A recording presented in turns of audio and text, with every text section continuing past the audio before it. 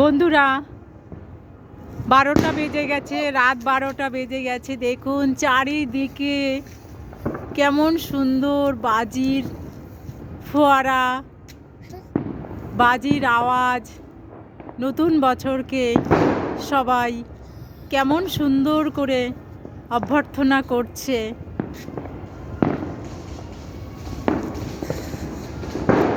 আমি ঈশ্বরের কাছে প্রার্থনা করি 2026 যেন সকলের জন্য সুখকর হয়, সকলকে যেন শান্তি প্রদান করে।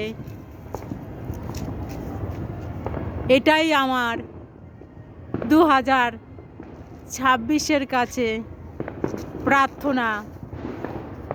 আর 2025-এ